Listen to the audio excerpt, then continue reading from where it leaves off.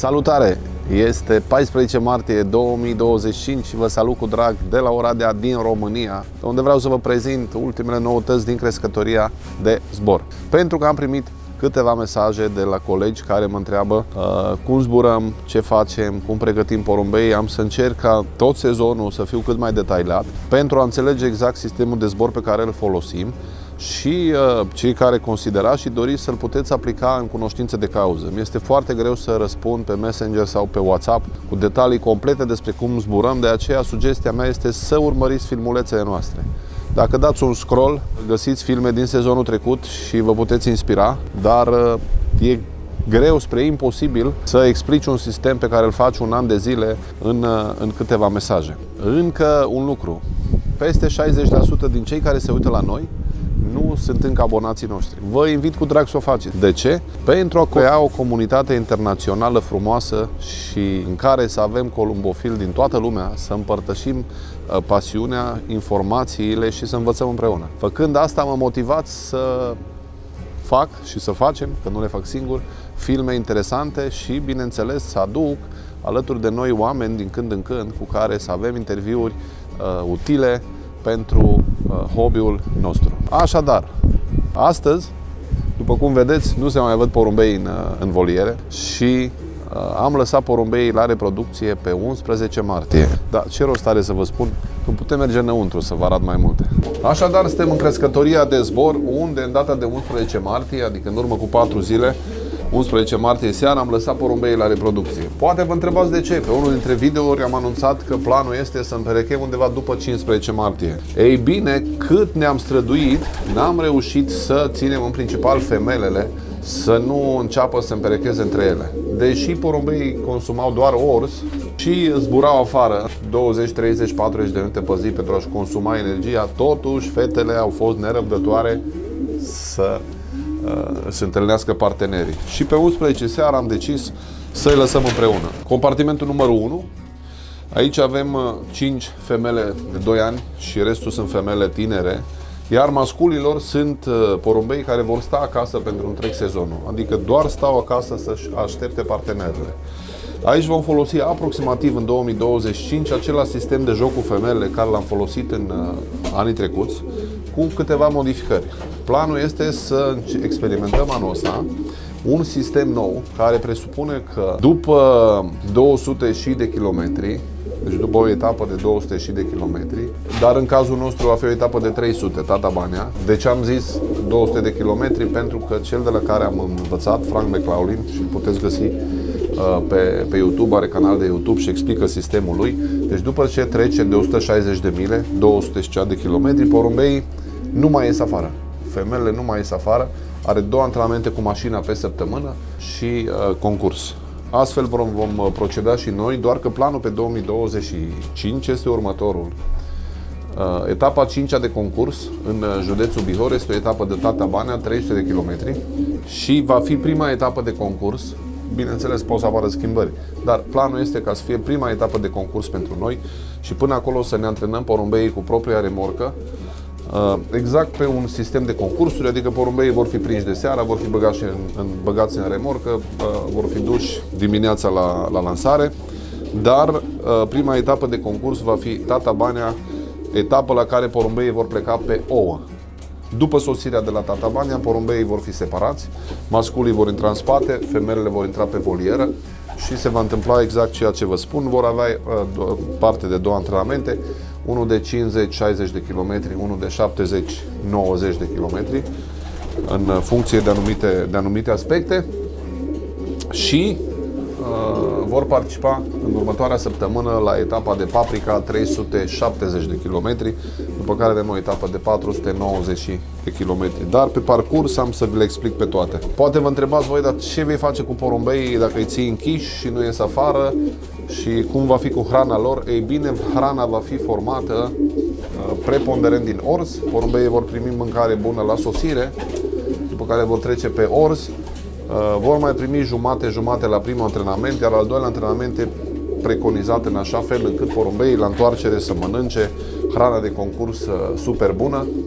Deci câteva zile cu mâncare bună, mai puține, și foarte multe zile cu ors.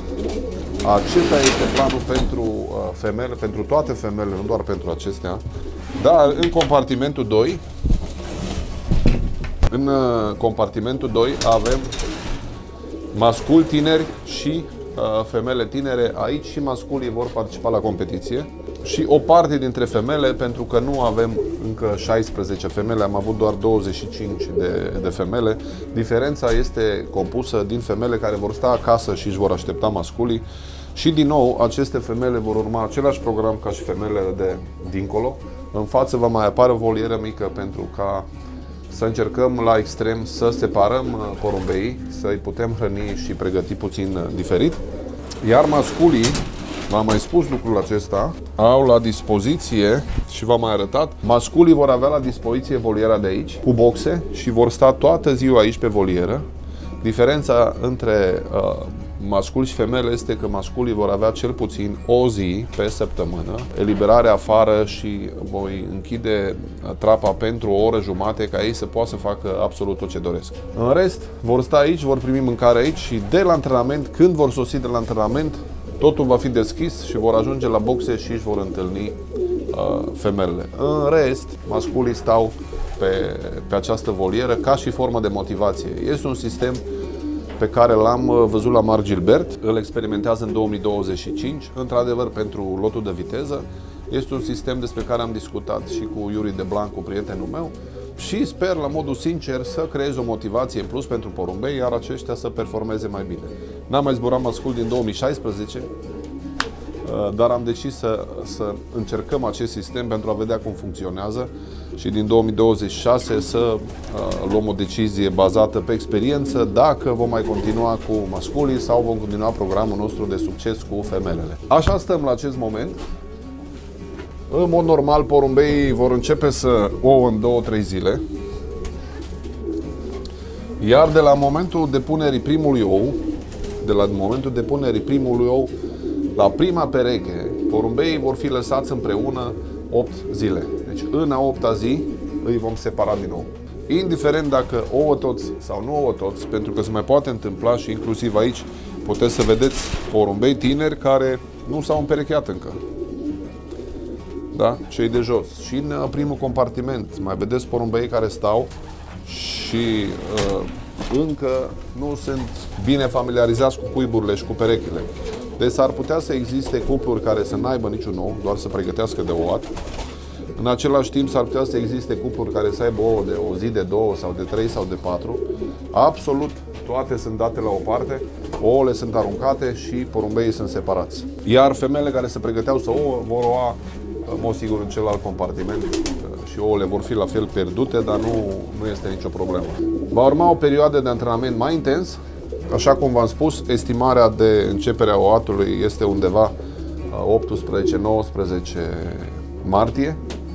Deci aproximativ sfârșitul martie, începutul aprilie, porumbeii sunt separați și vor începe o serie de antrenamente mai intense. Ce înseamnă asta? Mâncarea va fi mai bună, vom trece pe o super dietă, adică renunțăm la ors. Nu dăm mâncare de concurs, o dăm acum pentru că porumbeii sunt împerecheați și au nevoie de resurse și de energie, dar nu în momentul separării vom trece pe o mâncare de tip dietă, super dietă. Vor apare și steagurile și tunurile de vânt pentru ca porumbeii să zboare bine, pentru că în cele aproximativ 3 săptămâni jumate să ajungă la 40-50 de minute de zbor. După ce îi vom lăsa din nou la pereche, va fi mai dificil antrenamentul și va trebui să folosim mașina, dar porumbeii trebuie să fie pregătiți până atunci. Deci, în momentul în care vom împerechea, vom calcula aproximativ ca porumbeii la etapa de Tatabánya să aibă ouă de 17-18 zile. Asta e decizia pentru anul ăsta. Astfel vor avea o perioadă lungă de clocit, pre-perioada de împerechere și puteți să socotiți fiecare pe calendar când și cum trebuie să desfășoare lucrurile. Asta se întâmplă în acest moment. Sper că tot ce v-am spus să vă fie util, să înțelegeți sistemul pe care eu îl folosesc și, bineînțeles, să vă ajute în luarea deciziilor voastre pentru 2025 sau pe viitor. Aștept opiniile voastre în comentarii și sugestiile, pentru că sunteți foarte mulți care vizionați și sunt convins că aveți și experiență și ați putea să-mi dați și sfaturi care să mă ajute și pe mine să obțin maxim din lotul de porumbei pe care l-am. Până la următorul video, vă salut cu drag de la Oradea din România și vă doresc mult succes și o primăvară excepțională.